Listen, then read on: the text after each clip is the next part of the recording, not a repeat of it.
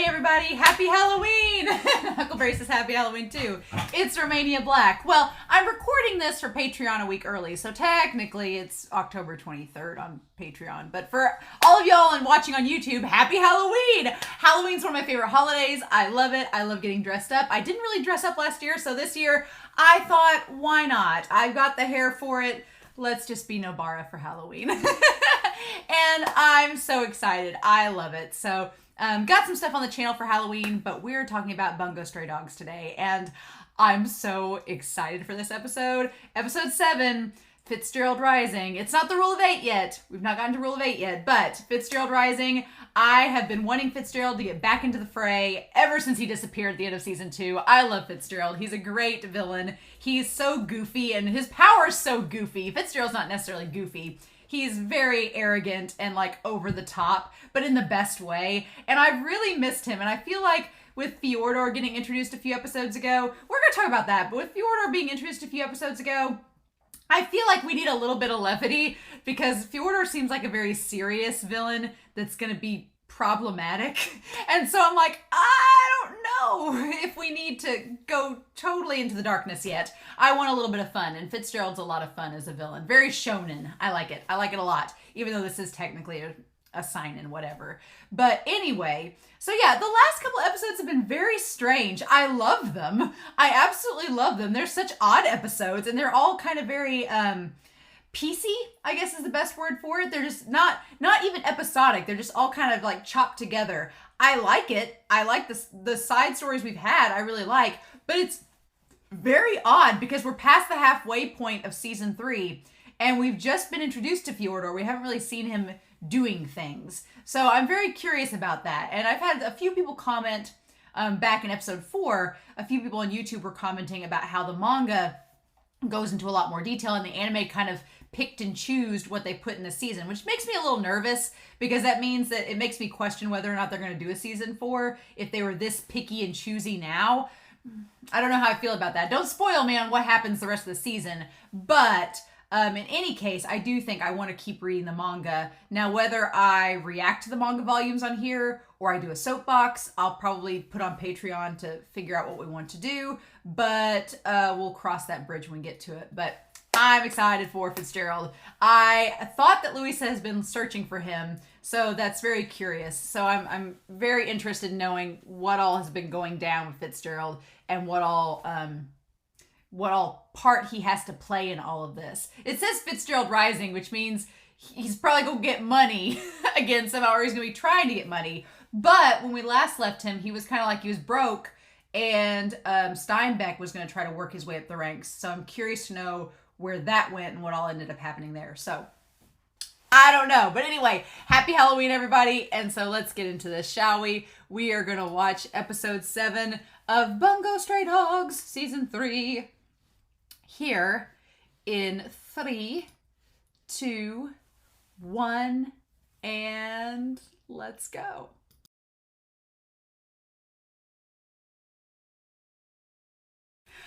I love this episode. This is like the best Halloween gift ever. Fitzgerald, my dude.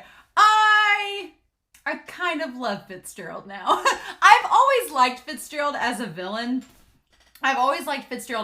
He's just so, he's classically over the top in the best, most fun way. And his power is ridiculously hilarious.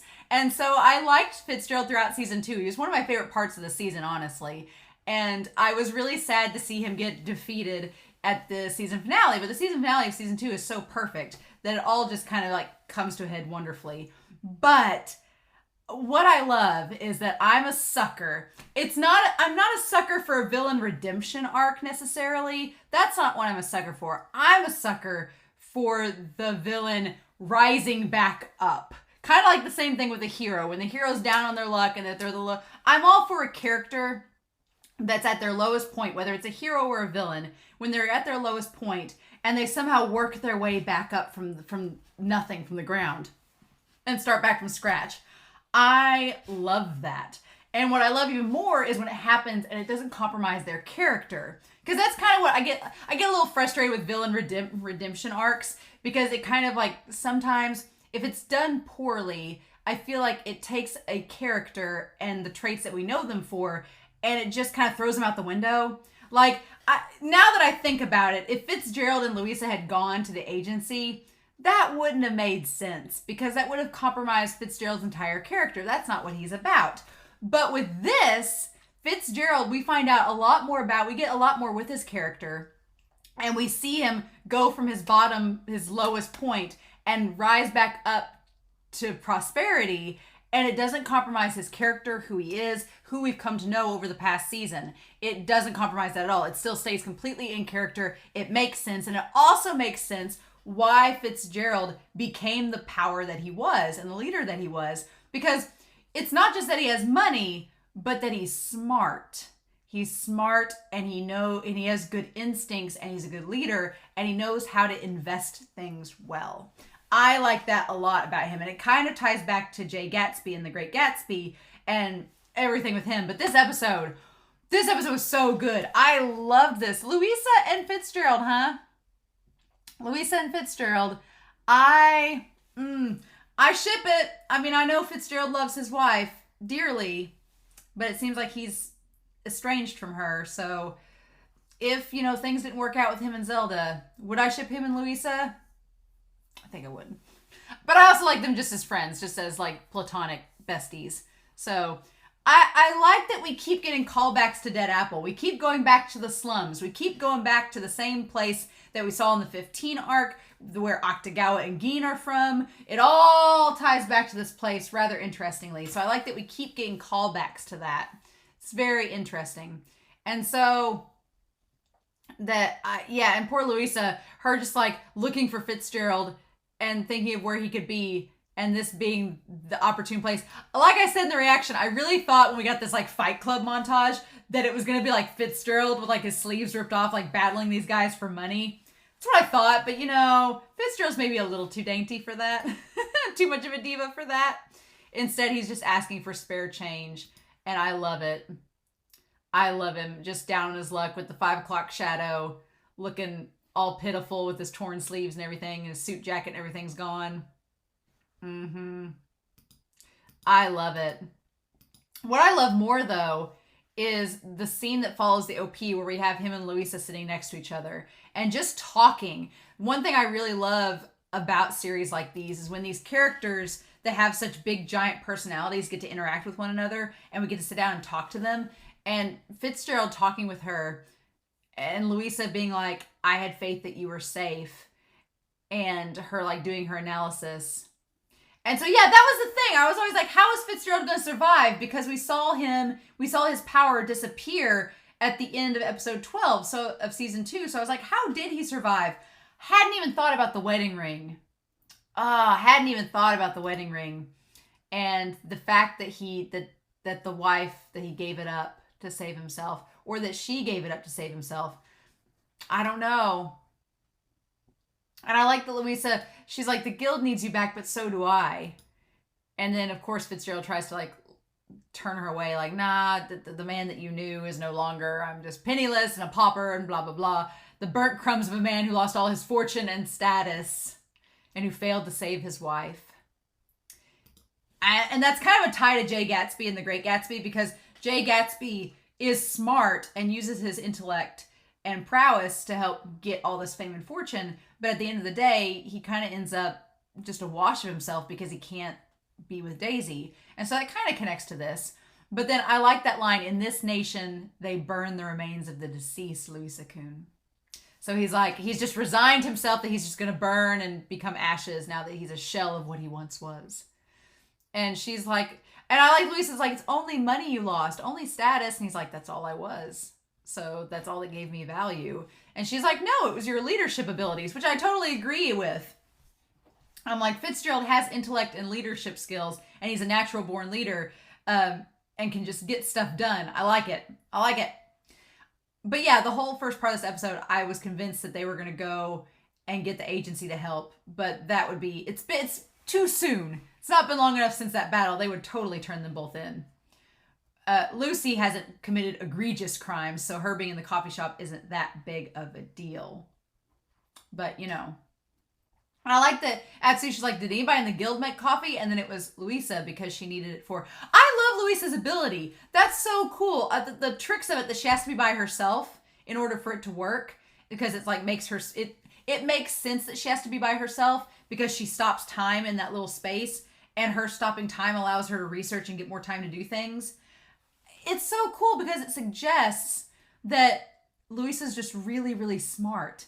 And her ability just lets her freeze time long enough that she can research and make a strategy. It's not a superpower. It's just the ability to stop time. And it's just, she is smart and can come up with this. I really like that. And it kind of ties along with Francis-sama, with him, because even though he uses money as his ability, he has to be smart enough to know how to get the money. And we see in this episode him working the system and going from nothing and working on up and getting all the money. Like, you can see how easily he manipulates and makes things work to his favor. And it's kind of like Louisa's ability. It's very cool. But I like Atsushi's vision of Fitzgerald, just him laughing obnoxiously with the popped collar and everything. And Atsushi's like, yeah, huh, her with him, huh? Opposites attract, even though they are very similar. But yeah, the idea that Louisa never used her ability for her own sake. She never used it to think of strategies for herself. And the idea, and again, her and Fitzgerald being similar in that neither of them really think much of each other. Fitzgerald finds value in himself through his money and status, and Louisa finds value in herself through being able to use her strategy for others. So it's a cool tie back to both of them, connecting them together. I really like that. I'm watching Violet Evergarden at the same time. So when she says, please give me orders with your strong words, and she looks down at him, all I can think about is Violet and Gilbert. That's all I can think about at the moment. I was like, oh man, maybe that's why I ship them. And then of course he's like, I can't do what you want me to. I said I'd hear you out, but I can't grant your wish. I don't have any money. And so, but she gave him the 50 cents. And that's what it took for him to punch those guys. To punch that guy. And I like that we get the call back to episode 5 with the first part of it, where those guys were the ones kicked out by the agency. I like that we get that callback, that it is at least referencing the prior episodes. I like it. We're tying it all together. That shot, though, with the sun and Fitzgerald looking over his shoulder at her, and he says, my wife saved me. And then he doesn't have the wedding ring anymore. The $500,000 wedding ring. Apparently, if you dive from thousands of feet off an airship, it just takes you $500,000 to save your life. That's all. Good to know. Good to know for the future. It'd be funny if that was like the cost of a parachute or something. But yeah, so he tells Louisa not to see him again, and then the guys come and they fight, and it's like, nah, bro. And I love that. I was like, for a second, I thought they were going to tear her nails off, and I was like, don't you dare. That's disgusting. But they decide not to, and I was like, oh, thank goodness we didn't have to see that, because that part grosses me out, like the idea of ripping nails off. Ugh. I think of like Black Swan. I'm like, no, I don't like it. But then, yeah, I love that Louisa, she's just ready to go. And then he takes the 50 cents and punches that guy. I love it. It comes back. It's like you can't help but root for Fitzgerald, especially when he's down on his luck like this. You can't help but root for him because he's slimy and manipulative, but he's not, and he is kind of a bastard, but he's not inherently evil and mean. He's not mean-spirited and evil. He's just a bastard. And I love the idea of him protecting Louisa and helping her and heeding her words, and he gets that crazy gleam in his eyes. And if you notice in the episode when it starts, his eyes are like a really, really pale blue, and by the end of the episode they're like a rich blue. So it just, as the show goes on, he gains his money back, he gets more of himself back. But yeah, I love him getting the money and from Louisa, and him being like, you really didn't have a lot. And she's like, well, I don't need money. I have you. And it's like, aw. I love it. It didn't get much of a boost. Seems your value is limited. And she's like, of course. I was going to give it to you for free after all. Oh, I love it. So yeah, and I love the idea of them going shopping, and they go shopping together. And to be fair though, Fitzgerald, what the hell? What kind of suit you picking out, buddy? I know it's on the fashion trend there, but I'm sorry. I did speech competitively, and so we were all big about suit designs and stuff, and I can deal with the red suit with the white tie and the white belt and the like 70s looking houndstooth orange, but black underneath. That's just a minor thing. I was like, suit's kind of tacky. But yeah, he pats that one like that's what he wants. And I love him like just combing his hair back, like getting everything back in line, looking like a guy, and then shaving his face, like getting back to where he was. I love it. Fitzgerald rising. And so the big thing is they need the special ops, and buying off the whole division to help find that book. So he's like, well, we might as well buy the whole division. It'll only cost $50 billion, which is like, oh my God, how even? And he's like, we know from so basically they had been planning to buy the special ops from the start because she had been doing strategizing. And they'd been planning to buy the special ops from the beginning, but then everything with season 2 happened with the guild and the agency and the port mafia, and it all just kind of fell down the drain. But that had been the plan, and so now they're going to try to go after that again. But I love the expressions of Louisa and Fitzgerald when she's like, we have no capital. All we have are 2 wanted gifteds. And I love and she has that little knowing smile, and he looks at her and he's like, isn't this exciting? And she's like, yes. Like, it's just these 2 against the world. The birth of the new guild. I'm all for it. But then, of course, because plot and the main thing, we can't go back. We have to go back to Fjordor. And I'm so curious because Fjordor, back in episode 4, kept saying that he cut his finger on a shard of glass. And at the time, I was like, that's such a weird thing to point out, right? It's such a weird thing to say. But now he's like got the blood dripping into the cup. And he says, beasts of sin clamoring for a miracle. Crimes that have been repeated for thousands of years. Like it's a spell. I don't like it. I don't like it at all.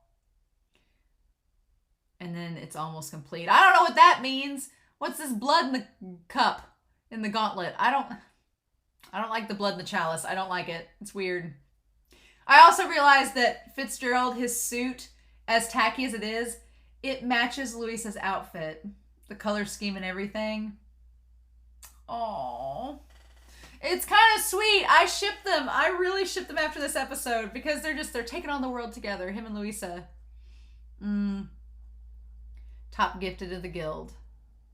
And I like that he thought that they bought out the whole apartment. He was just going to go into the side room. And she's like, no, we just bought out this one room, actually. We didn't buy out the whole apartment complex. I'm curious, though, now that I think about that, if this is the apartment complex where Katai was. I don't know. We don't know because they end up moving into the company, which amazing. But here's the thing about Fitzgerald that I love, and I think this might have been the moment I fell in love with his character, that he's like, oh, okay, so you're going to be gone? Okay, cool. And he just walks in the other room with the other guy, sits down, and starts laughing at the TV and joining that guy like it's no big deal. Like it's nothing.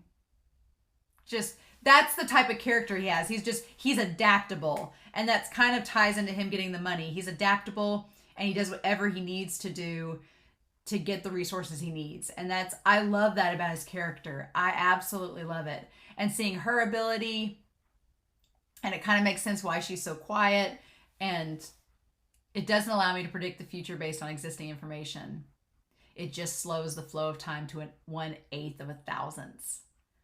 And I can spend time thinking. So she's just smart. She just has an ability that lets her use her natural born abilities. She has a gift that lets her use her natural born abilities to the fullest extent. And I love that. I absolutely love it. It's so cool. So then we cut to Eggleton, I think, where he says this is going to be the second last drink I have in life. And it's the whiskey. And I love that due to copyright, we can't call it Jack Daniels, but we'll call it Black Oak Daniels. Old time, same label and everything. We just, changed it slightly. And then metal degreaser. I'm like, dude, don't commit suicide. 1, don't do that. don't commit suicide, but also that's what you chose. And then Fitzgerald just showing up like, really? He's like, don't mind me. I'm just here to watch. I'm bored of seeing handgun suicides, but metal degreaser. Like, that'll make for a good spectacle. Eckelberg. TJ Eckelberg. I might look him up to see if he's of any importance. If he's based off an author. Eckelberg sounds familiar, so maybe I'll research that and see if there's an author based on that. But he developed The Eyes of God. And I was wanting to say that the title of episode 4 was like, My Ill Deeds Are Good in the Eyes of God. Wasn't that? Or My Ill Deeds Are the Work of God. Wasn't that it? So it's connecting to that somehow, interestingly enough.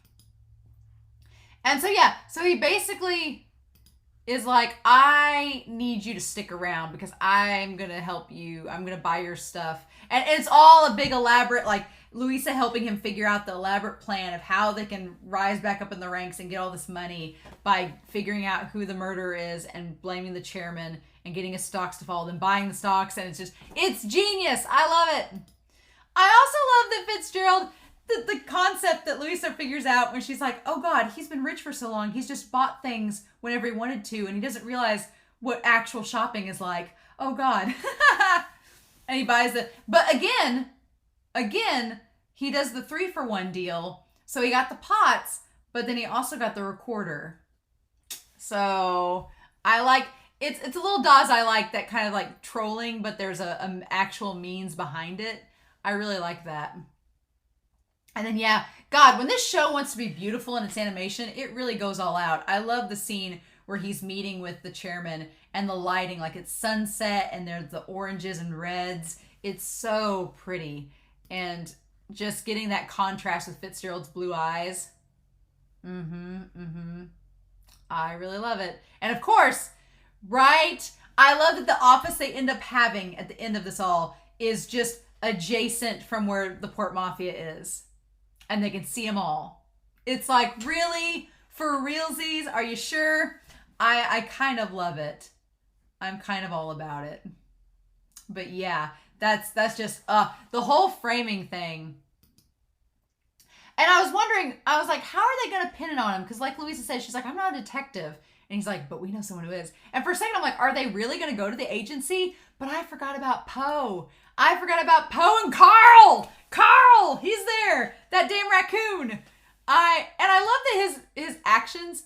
Also, what were Atsushi and Dazai doing? Like Atsushi was like leaning into Dazai, and Dazai was like, what were they doing? Good sirs, what we up to? Interesting. And then I like Atsushi's like, oh hey, you're from the guild. It's like, yeah, he was at the party at the end of season 2, but he just kind of stood there with the raccoon. And then Rampo, again, another ship. Rampo and Poe. Rampo and Edgar Allan Poe, I ship them so hard in this now. Yasano is like a big sister to Rampo. I like it, but Rampo gets so excited when he sees Edgar Allan Poe. And he's like, Poe-kun, it's you. And just like, how's your new mystery novel coming? And he's like waving his arms. I still can't believe it's Levi's voice actor from Attack on Titan. Blowing my mind. I'm like, I could never imagine Levi having that expression in that voice. But yeah, I like the Poe just like slides on up along with Carl.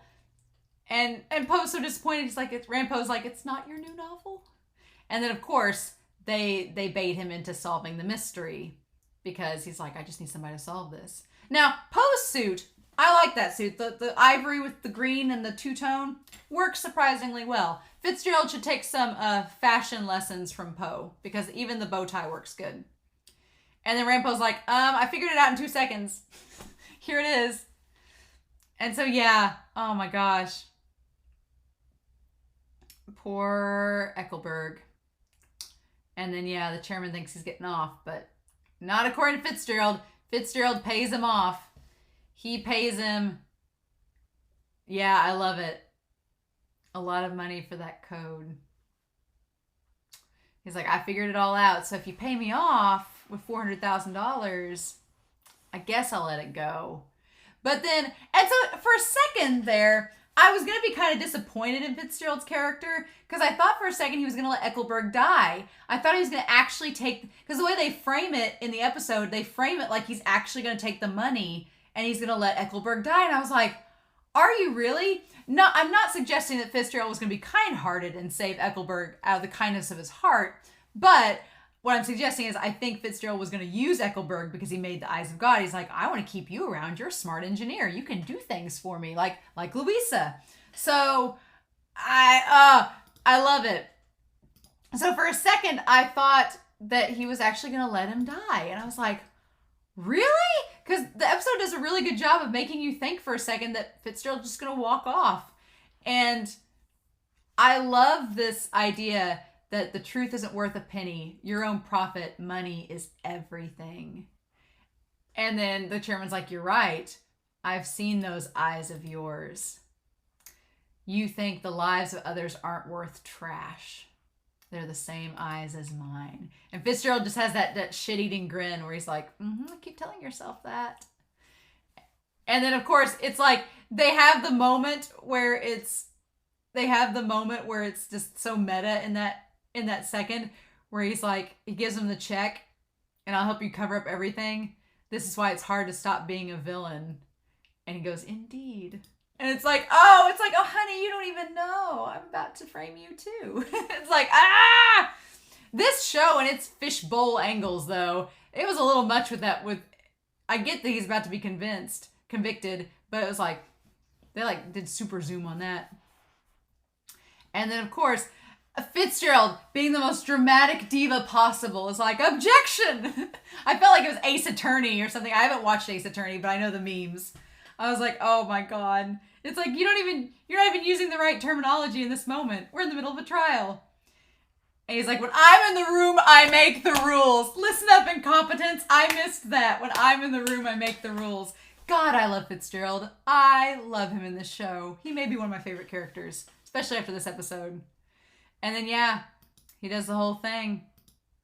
And he's like, you said money is everything. So you're right. And now your company stock prices are going to drop. So bye. And then he goes in and sweeps it all in to take the company. The head of the corporation turns out to be one behind a murder. I love the expression that Fitzgerald gives him. Like, you just got played, sucker. I love it. I just love it. Just standing there tall and cocky. 400 million, turning 400,000 into 400 million. And that was in one day. So 50 billion for Fitzgerald might not seem too far-fetched.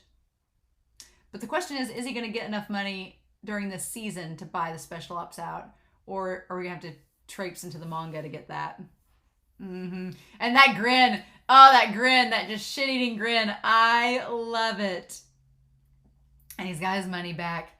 And then I don't know why Louisa is like trembling with the pot and the flowers, other than maybe she just doesn't know what to do. And she's just being like her shy self. But yeah, them all at the end there. And then he's going to the sale. I wonder if there's anything significant about the ad that we didn't get from the very end. I was going to want to see that. It says that there's a huge sale.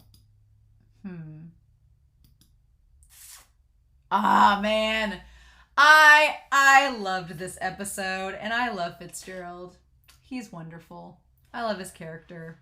And I love seeing him go from being at the bottom of the barrel back to being like one of the top dogs again. I'm curious to know how he's going to play in all of this, because I wonder if his storyline, if him and Louisa's storyline are going to connect to Ango and go that route, or if he will, since Edgar Allan Poe is with the agency, if he's going to tie back to Poe-kun and tie back to the agency that way, or if he's going to tie back. He's right next door to the Port Mafia, but I doubt, if I'm going to pick up the three, I doubt Fitzgerald, well, two things. I doubt, one, Fitzgerald's going to have anything good to do with Fyodor. Fyodor is like the antithesis of Fitzgerald.